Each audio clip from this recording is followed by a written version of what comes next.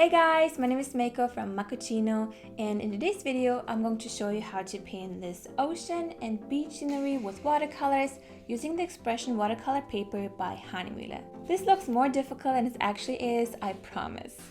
This paper is part of the new release line of watercolor papers by Hahnemühle, Harmony and Expression.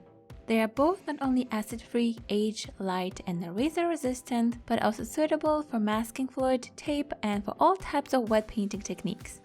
While masking fluid or masking tape can be removed residue-free, wet colors can be easily corrected or taken off, making the paper extremely versatile and durable for all sorts of watercolor techniques.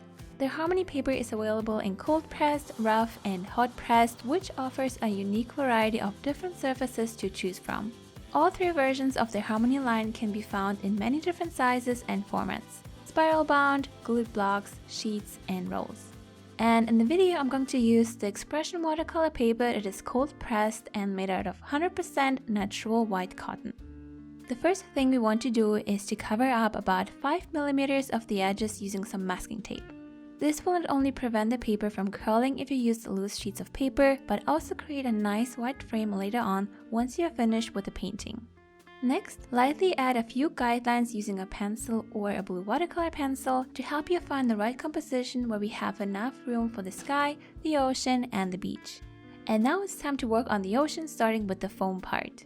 For this step, I'm going to use blue tinted masking fluid so it's more visible during the painting process. Begin by painting a thin line recreating the shape of the water that is floating onto the beach. Do this really freely and don't think too much. It's good if it looks messy, as this will make the result look more natural. From here, make the strap of foam a little bit wider and add more and more swirly and random lines slightly vertically towards the horizon. The key here is to just let go and to loosely create random lines that are sometimes thick, sometimes thin, and sometimes make them cross each other. This way we create the perfect base for the foam and light reflections we can work on more later. The higher you get towards the horizon, the thinner I will create those lines. You can use either a really thin brush, or in this case I used an old nail polish brush that had a very thin tip.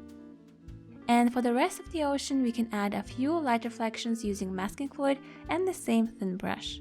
Carefully dab on the masking fluid on top of the ocean area right below the sky to create small dots and lines here and there. Now while the masking fluid is drying, we can move on to painting the sky and the clouds. Begin by distributing clear water all over the top area of the paper until you get a nice glossy surface. This will make it easier for us to work on the sky. Next, load up your brush with blue colored watercolor paint and apply it all over the wet surface until you cover the whole area above the ocean. It's okay if the wash is not completely even, this will just help us to create more natural looking clouds. While the paint is still wet, take some tissue paper, crumble it up a little bit, and go over the paper to soak up some of the paint to reveal the wet paper again, while at the same time creating nice fluffy clouds. Gently press down the paper and soak up some of the paint here and there. Load up your damp brush with more blue colored paint and carefully apply it around the lighter areas in the sky and lightly blend it in to create more dimension. If you feel like it looks too dark for the mood you're going for, simply take the tissue paper again and soak up the excess paint. The goal here is to create really soft white clouds with a few different shades of blue for a more interesting look, so we don't have to be super precise here. Once the masking fluid has dried, we can go ahead and paint the ocean. Again, load up your wet brush with blue colored paint and start distributing it at the horizon and making the shade lighter and lighter the further you go downwards. This will create the different amount of deepness in the ocean. To make it look more like a beautiful ocean, you can also mix in a little bit of light green colored paint to make the shade look more turquoise. Stop right above the area where we applied the masking fluid, since here we will create a nice transition between the ocean and the beach. For this step, load up your wet brush with an ochre brown color that looks similar to sand and apply it all over the lower part of the paper. Once you reach the blue area, lightly blend both together to create a slightly green shade of color.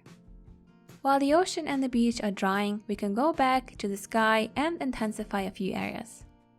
Here I used a warmer shade of blue and applied it here and there the same way as in the beginning. This way we make a few clouds stand out a little bit more, while adding a nice variation of different blue shades in the sky.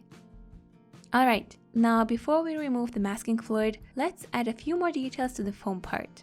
Load up your brush with a slightly darker shade of brown colored paint and carefully go over the very edge of the foam part, creating a thin line as a shadow right below. Here I focused on making the line thicker on the right side of each wavy shape and slightly thinner on the left side. This way the foam part gets more depth. You can also use this color and go over a few areas right above to create shadows in the water. Okay, now let everything completely dry. Once everything has completely dried, carefully remove the masking fluid. Depending on which type you're using, you have to either rub it or peel it off.